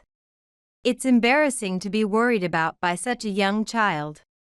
I'm sorry, I'm fine. Ah. Aren't you Lynn? Hearing the familiar name, I look up to see the girl I walked to school with recently. Daddy, it's Lynn. Thank you for helping my daughter the other day. The father thanked me. My daughter told me about you, and I wanted to meet you. I'm sorry to see you alone here like this. What happened? No, it's nothing. I want to speak cheerfully and smile like the usual Lynn, but I can't quite manage it. Lynn, is something wrong? It's nothing, really nothing. No, you're in trouble again, right? I'll help you. The girl takes my hand and says, I know. You're hungry, right? Come to our house. That's impossible. Why? I need to go home too. My words trail off. The home I want to return to doesn't exist anymore. Being stared at by the little girl makes my heart ache. Lynn. The girl's father calls me. Yes? My name is Danny. You might not remember me. Ah. Danny. I'm sorry, I don't remember. He starts to tell an old story. Memories slowly come back to me. It's nostalgic, and tears flow again. I accept the small hand of the girl offered to me. 2 years later. I'm still greeting elementary school students in the morning. Breathing in the fresh morning air makes me feel rejuvenated. Let's give today our all. As I return home humming a tune, I see a familiar face waiting for me. She notices me and waves with a big smile. Mother. You're late. It's my daughter-in-law, Sherry. My mood instantly sours. It's been a while. I was worried because you haven't contacted me at all since then. Huh? I feel a sense of disgust at her ingratiating attitude. Weren't you the one who blocked my calls, Sherry? Was I? And you never transferred the money you promised. That's strange, that shouldn't be the case. I'm getting angry at Sherry's frivolous laughter. So, Mother, do you really live here? Looking up at the 3-story building. With a stylish block-like exterior and a spacious yard. Yes, I do. I say with a sigh. What do you want now? What do I want? We may be in-laws, But we're family, aren't we? I heard some rumors about you and came to see you. Rumors? Yes, it seems you're making quite a bit of money. Sherry looks at me with greedy eyes. I don't like the way she says I'm making money. But this after-school care facility where I also live is very popular. And there's a waiting list for new students. It's a facility that takes care of elementary school children whose parents can't be home because of work, especially after school and on Saturdays. In an era of declining birth rates and many dual-income families, there's a demand for a safe place to leave children. 2 years ago, I obtained a certification as an after-school child care worker and have been working here. This facility was built by Danny, the father of the girl who helped me that day. He knew me as Lynn from when he was in elementary school. Lynn, you might not remember, but I also went to this elementary school, he said shyly. I'm sorry, I don't remember. It's understandable, you were looking after so many kids. You once carried me on your back. Did that happen? Yes, it was on the way back from a field trip. I was tired from walking so much. Fell and scraped my knee. You ran over to me as I cried and carried me home. I'm startled. Danny. From that big mansion. It was the home of a well-known local landowner. I was terrified at the thought of being accused of injuring the young master after carrying him home. But his parents were kind-hearted people. They thanked me repeatedly, making me feel almost embarrassed. I remember well, look how much you've grown. How is your family? Yes, my parents still talk about you. Oh. Both my daughter and I have been helped by you. That's all right, I do it because I enjoy it. Lynn, tomorrow morning, I'll greet you loudly, just like always. The girl said innocently. I bite my lip and then force a smile. I'm sorry, it might be difficult from tomorrow. My voice trembles. Lynn? What's wrong? I shake my head. The girl looks worried. Please tell me what's happening. Her father insists. There might be something I can do. It would be rude not to respond to his earnest eyes. I explain my situation and how I'm at a loss. Then, he suggested I work for his company. They manage several after-school care and developmental support facilities, and are always short-staffed. They are building a new facility in the school district, and want me to live and work there as a manager. I hesitated. People should hire someone younger and stronger, not an old woman like me. What are you talking about? You're still vigorous. And you have a proven track record of passionately caring for children, right? His words bring me to tears again. Lynn, come and stay with us, okay? Thank you, thank you. After staying with the family for a while, I moved to work as a manager at this facility. It's a large facility that also operates daily calligraphy and abacus classes. They built me a room with more than adequate facilities, for which I'm very grateful yet feel sorry, apologizing constantly. However, he said, I should be thanking you for working with us, don't apologize. And he laughed. I couldn't disregard his kindness. I decided to do my best. My job is to manage the facility and watch over the children after school. And it also includes a morning greeting initiative that doubles as a crime prevention measure for the community. Apparently, my daughter-in-law had heard about me and thus showed up like this. So, what do you want, Sherry? You know, I want to work here too. Huh? I want to quit my current part-time job. My boss is annoying, and the newbies are useless. If I just have to play with kids here, it would be much easier. I'm astounded. She doesn't even like kids, yet she says this. It's not easy at all. If an old woman like you can do it, it must be easy, right? You know. How much do you get paid? I might consider taking over if you're not around. Are you trying to kick me out again? As if I'd let you take away my place twice. There's nothing left to discuss with you, please leave. Oh. Are you sure you want to make me angry? I could sabotage the operation of this facility. Are you threatening me? Such a spiteful woman. After all, it's unfair that only you get to do this, it's dishonest. Huh? That sounds more like you. At that moment, the facility director, Danny, appears. Is there something wrong? Who are you? It appeared to me that you were shouting. So what if I was? I cannot overlook it as the director. Ah. No way. You should have told me sooner.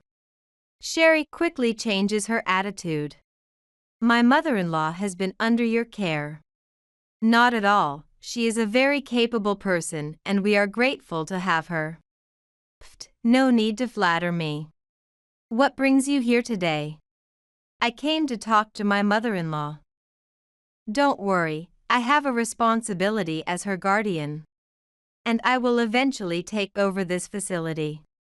Sherry looks up flirtatiously at him, although he knows the whole situation. It must be difficult to employ an old person, especially one who boldly lives here, right? It doesn't bring you any profit. Sherry, that's rude. Mother, please stay quiet. The director thinks for a moment and then says something unbelievable. The live-in arrangement was a condition we proposed. If you want to work here, you'll need to do the same. I am stunned. Have him work live-in? Are you serious? I can hear my own heartbeat. That's right, then I will live here too. No, not here, you'll be in the staff dormitory. That's news to me. They have a staff dormitory? It's a rental apartment, so you will pay your own rent and utilities. Is that really a staff dormitory? Sherry doesn't seem to question it.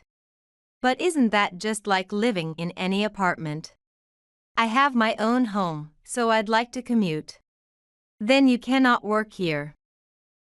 What should I do? You can live in the dormitory, and leave your house management to me. To you?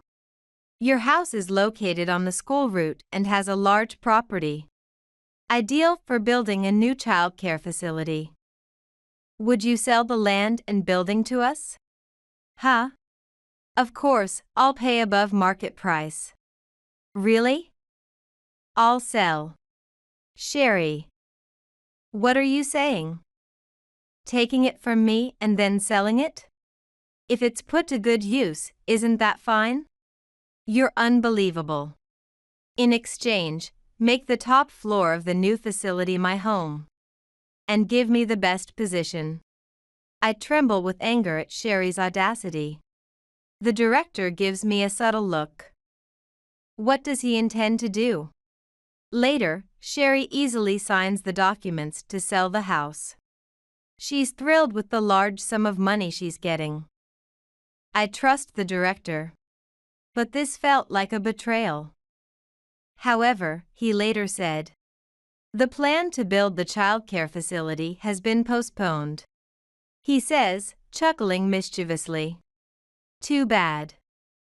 I hurried to acquire that house, but the timing turned out to be off.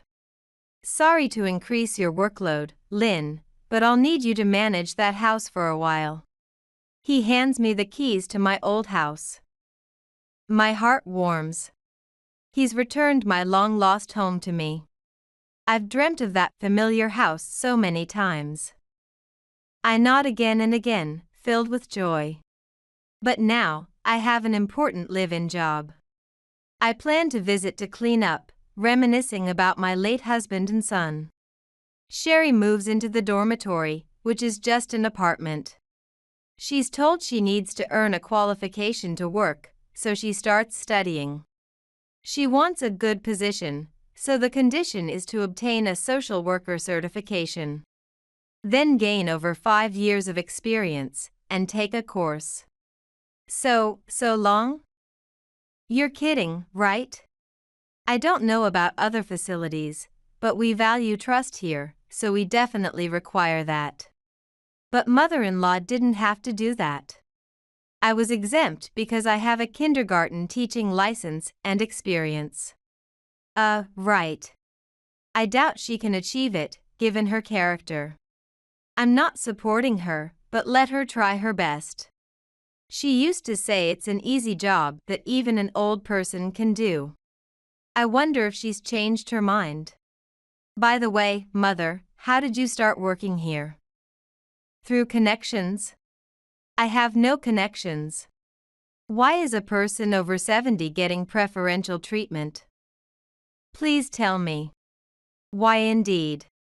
This is simply a matter of fate.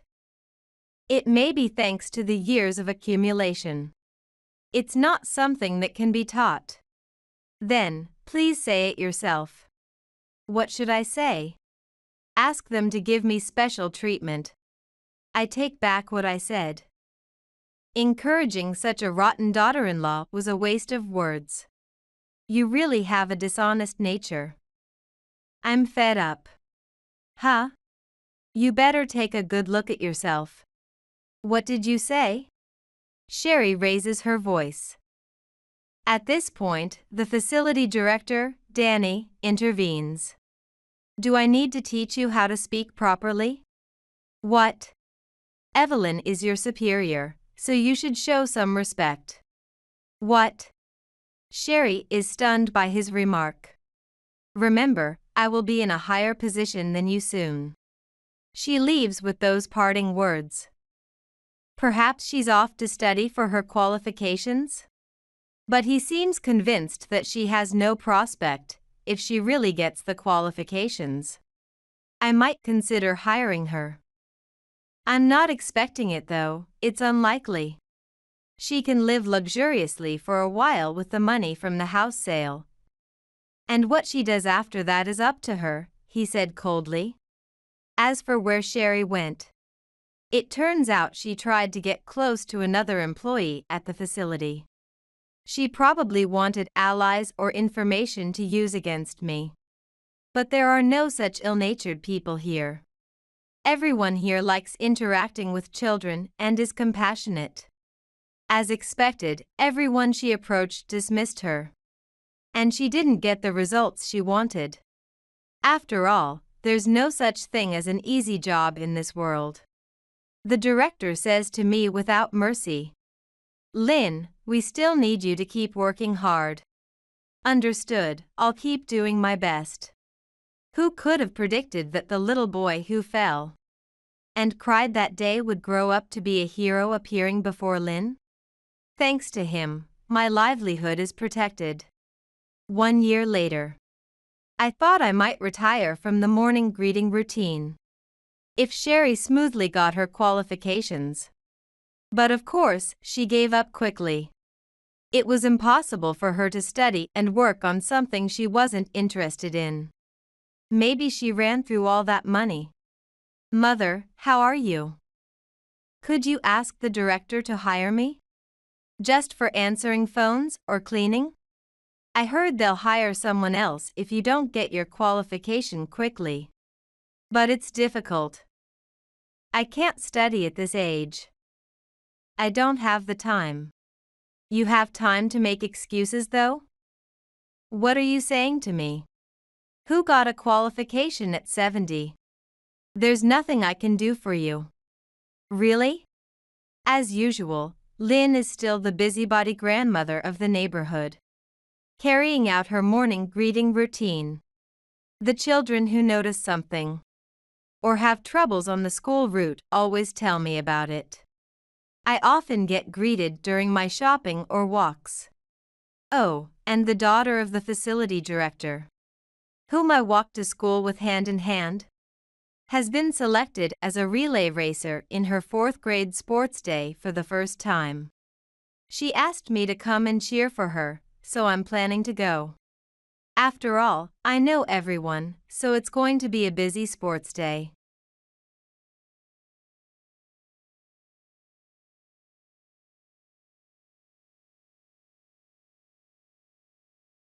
My name is Emily Johnson, and I'm 67 years old.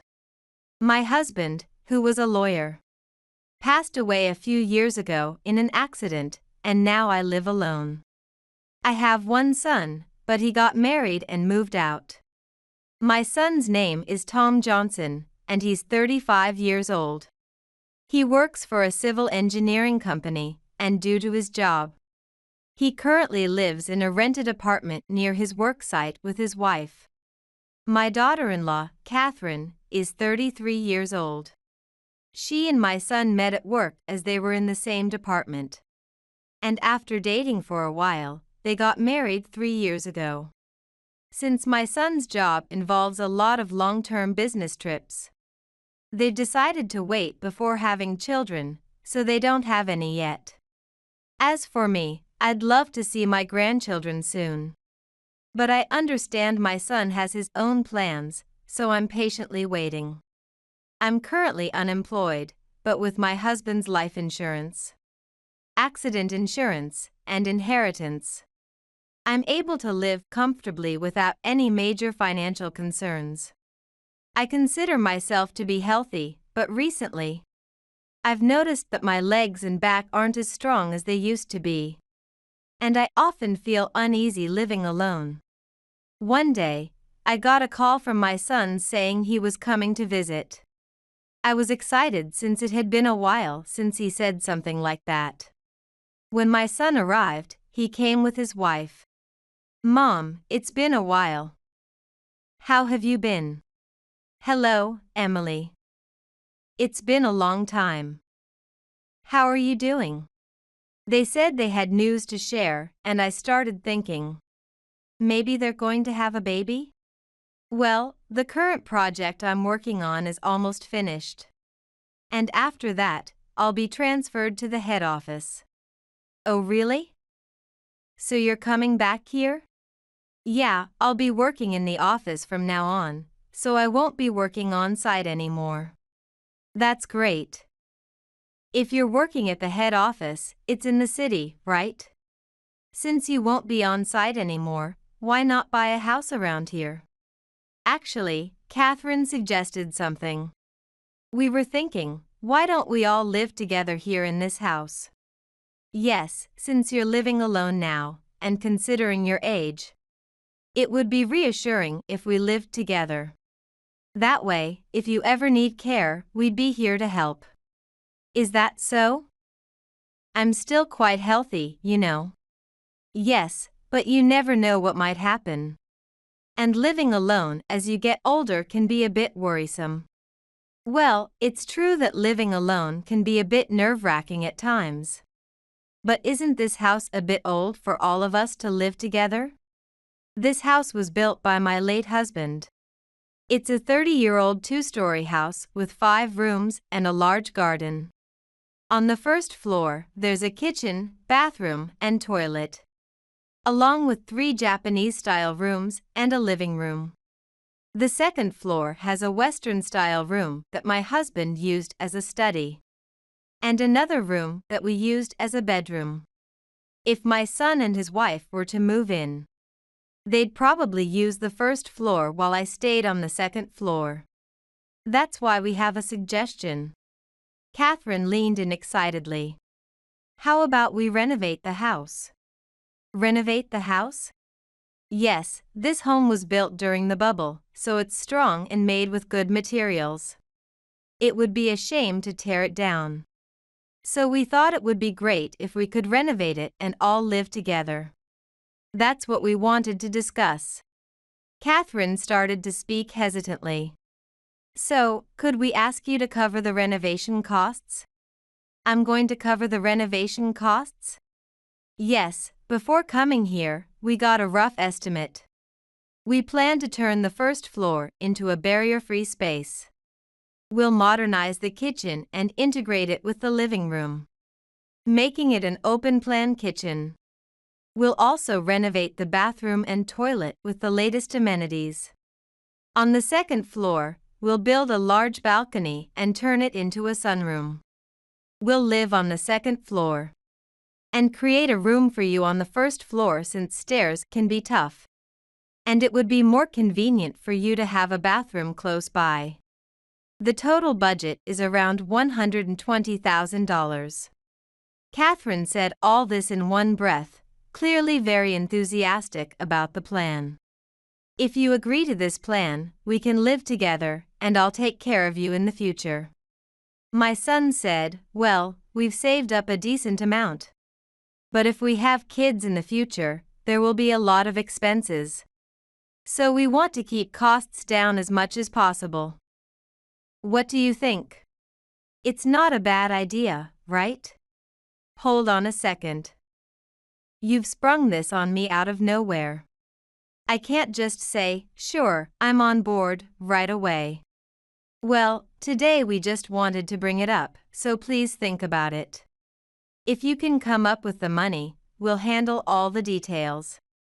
Emily, this is something that will make everyone happy. Please consider it seriously. We're asking you. Honestly, I thought my son and daughter-in-law's proposal made sense. However, when Catherine said, if you pay for it, we'll live together and take care of you, it left me feeling uneasy. Does this mean they'll take care of me only if I pay for it? Of course, I'd be happy to address the issues I have with the house. But something about this still doesn't sit right with me.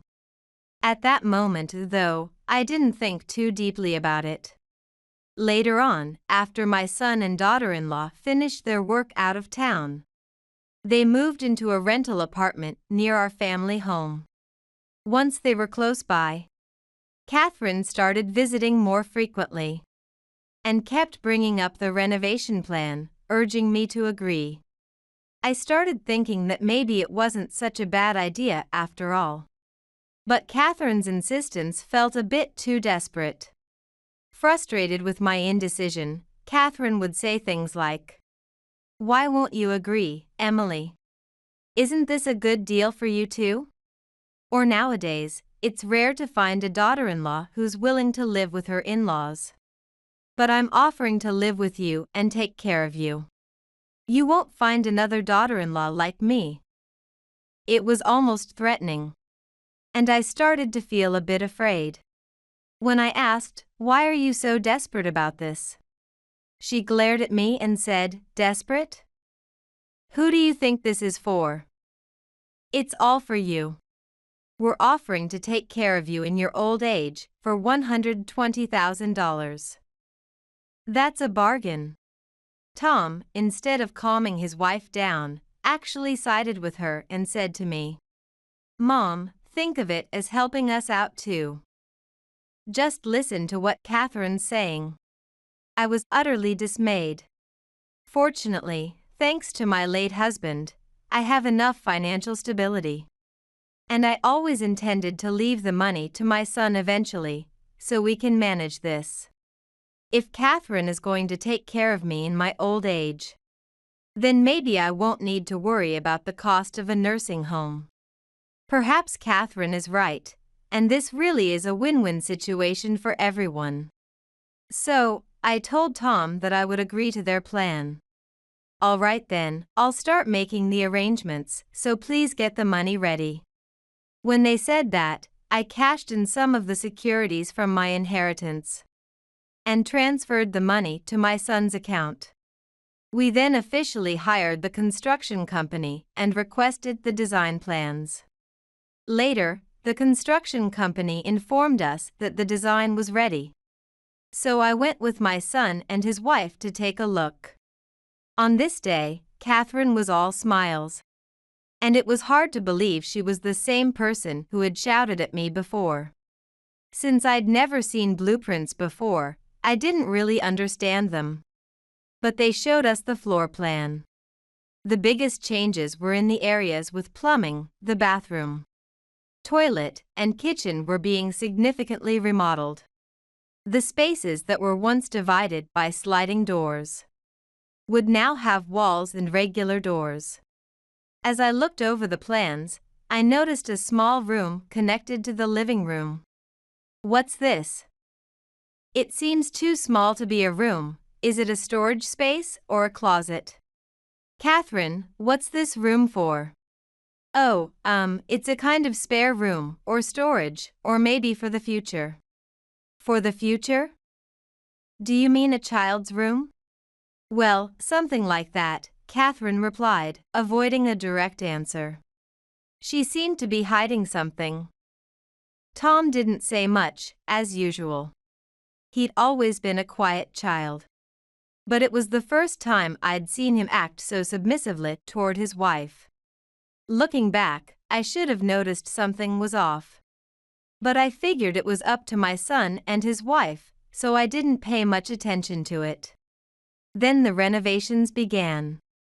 I moved into an apartment that the construction company recommended. The apartment building housed 8 families, and my unit was on the second-floor corner. Even though I'd only be there for a short time, I made an effort to greet my neighbors. To my surprise, many of them were quite young, and they all greeted me politely, which was unexpected. My neighbor was a single mother named Kate Swift. Her daughter, Jenny, was a sweet 5-year-old girl. Kate told me she had lost her husband in an accident and had no relatives to rely on. So she was raising Jenny on her own. Despite her situation, Kate was cheerful, and Jenny quickly grew attached to me. Sometimes I'd share food with them, give Jenny snacks, or watch her when Kate had to work late. Jenny also warmed up to my son and daughter-in-law when they occasionally visited. My son even said, "Kids are so adorable. Maybe it's time we start thinking about it too." One day, Kate, who had the day off, invited me over for tea. She usually worked in hotel housekeeping. After a bit of hesitation, she said, "Please don't take this the wrong way." "What is it?" "Well, the other day while I was cleaning a hotel room, I saw your daughter-in-law. She was with a man I didn't recognize." I nearly spat out my tea in shock. "What? Are you sure?" "Yes, I've seen her face many times, so I'm certain." She was dressed quite stylishly, and the man was in a suit. "Please, if you can, could you find out more?" "Oh no, I'm just part-time, I can't go that far.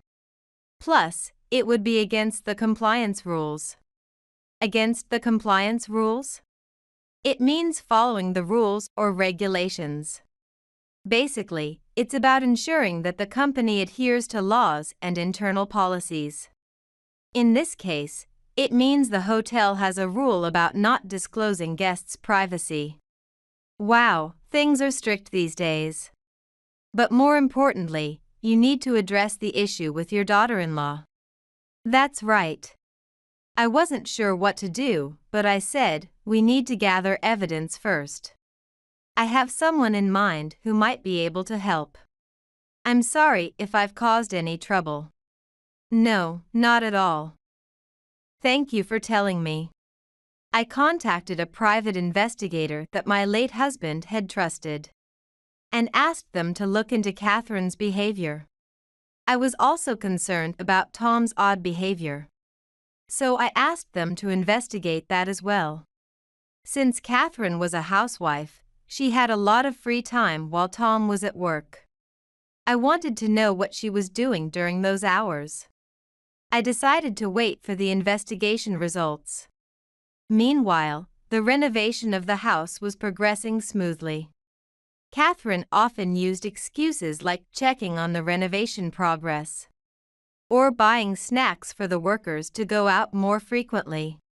But when I asked the workers, they said Catherine hardly ever visited. She was probably using the renovation as an excuse to cover up her outings for the affair. Meanwhile, the private investigator's investigation was progressing steadily. It turns out Catherine's affair partner was a high school classmate, her ex-boyfriend, whom she reconnected with at last year's reunion. They had gathered plenty of evidence, including photos and audio recordings. So the case was well documented. When my son and his wife came over one day, I thought I'd ask a few questions. By the way, Tom, it's been 20 years since you graduated middle school this year. Isn't there a reunion coming up? Is that right? Wasn't it the high school reunion? Suddenly, there was a loud crack. And Catherine was holding her shin, looking like she was in pain. What's wrong, Catherine? Are you okay? Oh, I just got distracted and bumped into the table leg. Oh dear, be careful. So, about the reunion, was it the high school one after all? Yeah, it was. I'm the organizer, so I'm sure of it. Oh, I see. If it had been the middle school reunion, you might have run into your old girlfriend, huh? There was another loud thud.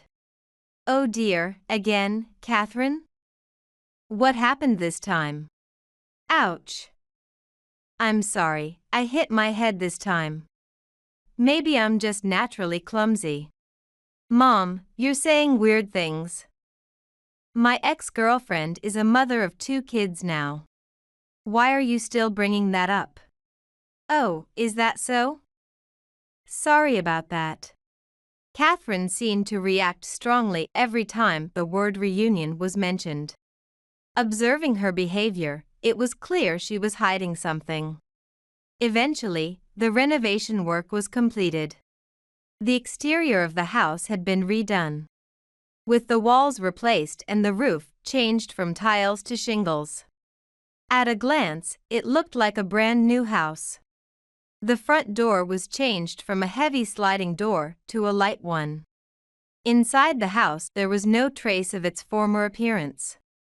The bathroom was larger and more modern, and the biggest change was the kitchen. It now had an IH stove and a dishwasher. Catherine was thrilled with the results. I assumed that the remaining room on the first floor would be my room. The scent of the new room was comforting. Next, we started moving in the items we had stored in a warehouse. I also began packing up my apartment in preparation for the move. I said goodbye to my neighbors, Kate and Jenny. Jenny cried, but when I told her she could visit me with her mom, she managed a small smile. Then, on Sunday, before the movers arrived, we cleaned each room and discussed where to place the furniture and appliances. Tom and Catherine were only concerned with their own things, completely ignoring mine. Feeling utterly overlooked, I finally raised my voice. Hey! Where am I supposed to put my things? Finally noticing me, they both came over. Oh, Emily, this isn't your room, Catherine said. What? But I thought I was going to live on the first floor. Am I getting a room upstairs? I prefer this little room. What are you talking about? You're not getting any room. The room we prepared for you is over there. Catherine pointed toward the mysterious small room. What? Isn't that a storage space? Humph, you should be grateful we even prepared a room for you. That's your room, Emily. It's a perfect size, you can lie down in there. What are you saying? I can't live in a storage room like that. I was so upset that I yelled at Catherine. Tom, are you really going to shut me away in that small room? Yeah, I guess that's how it'll be, Tom replied, looking apologetic. So, this was your plan all along. Is it a problem? If you don't like it, you can leave. If living together doesn't suit you, then that's fine, right? Catherine laughed loudly. Tom remained silent, looking down. Just then, a voice came from the entrance. Right on time. Excuse me. I'm Attorney Smith.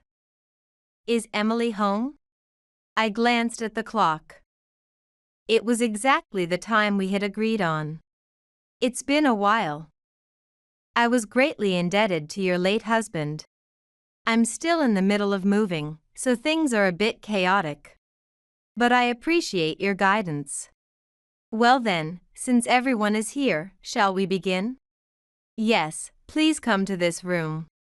As I led Mr. Smith and his assistant into the Japanese-style room. Catherine and Tom looked around, clearly confused by the situation. Mr. Smith began his explanation. First, regarding your son's debt, the loan, I'm pleased to inform you that the third-party payment has been successfully completed. Here are the documents. In other words, I, as a third party, had paid off my son's debt on his behalf. What is this? Mom, how did you know about this? Well, I looked into a few things and discovered that Catherine's parents had paid off the debt from your failed investment. So, I went ahead and settled it myself. Catherine's parents were quite relieved. Mom, you knew about this. Yes, and now you don't have to hold back with Catherine anymore. Speak your mind. Mom, I'm sorry. Thank you. We can talk about that later. That was just a side issue. Now, let's get to the main issue. The main issue? Tom looked puzzled. By now, Catherine was already sweating profusely. Emily, I am the victim here. My husband lost money in an investment and used up our family's savings. So my parents had to cover the debt. She began defending herself before anything had been said. And that's how you've been controlling Tom, right? Sure, my son is at fault, but what you've been doing is much worse, isn't it? What do you mean? I haven't done anything wrong. She said this while her face turned pale. Mr. Smith continued speaking. Let's get to the main point. Catherine, you've been engaging in an affair with your ex-boyfriend from high school. In plain terms, you've been cheating. What? Tom looked shocked and stared at Catherine. No, it wasn't serious, just a fling. The only person I love is my husband, truly. Well, we're just presenting the objective facts. Even if you say you love your husband, that doesn't change the reality of the situation. We're simply reporting the findings of our investigation. With that, Mr. Smith presented several photographs and played audio from a recorder. My husband is just an ATM. I'm only using him until I can be with you. I wondered where they recorded this. Their investigating skills are impressive. And that was just the beginning of the recordings. I tricked that fool and his parents into renovating their house. First, I'll kick out the mother, then have a friend seduce the husband, claim he cheated, and divorce him. That way, I'll get alimony and take the house as compensation for my parents' debt. Then, I'll marry you. I'm so clever, aren't I? You're still as wicked as ever. I heard you'd changed a lot. I'm just that crazy about you. I want us to be together soon. There was more, but this was more than enough. The photo evidence clearly showed the two of them entering a hotel, hugging in the shadow of a car, and engaging in inappropriate behavior inside and outside the hotel. Catherine was now slumped over, looking utterly defeated. With so much evidence against her, there was no room for denial. I'm sorry for the trouble I've caused. I apologized to him, admiring the work of the private investigator and Mr. Smith. It was no trouble at all. Moving forward, if your son wishes, we can handle the divorce paperwork, alimony, and division of assets. Thank you for your hard work. Having lost all standing, Catherine fled the house, leaving my son behind. He was visibly shaken, but it was clear that their marriage couldn't continue. He immediately requested that the divorce proceedings begin. Later, I received a call from the attorney's office, informing me that a meeting was arranged with Catherine, her parents, her affair partner, and his wife. Turns out Catherine and that man used to date. And when they saw each other at the high school reunion, they remembered the good old days. What started as a one-night mistake spiraled out of control when he was transferred back to the area, and they couldn't pull themselves out of it. The man was also married with children, but this affair led to his divorce. My son's divorce was finalized as well, and he received a substantial amount of alimony. Catherine's parents covered the alimony up front, and Catherine and the man were to repay them as a debt. Catherine was disowned by her parents, as was her affair partner. The two of them moved to a small inn in the countryside, where they live and work to pay off their debt, barely making ends meet. A while later, Kate Swift, who had lived next door to me in the apartment, came to visit with Jenny. Jenny's kindergarten was nearby, and they stopped by on their way home. Since Jenny had grown attached to Tom, I told them they were always welcome to visit. As they continued to visit, Kate and my son grew closer. And eventually, they decided to get married. Life can be full of surprises. Now, my son has a new wife and an instant elementary school-aged daughter. Jenny calls my son Dad and calls me Grandma.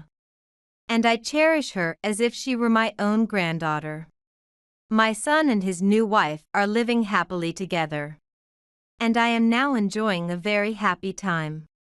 And so, everything ended well, and that's all that matters.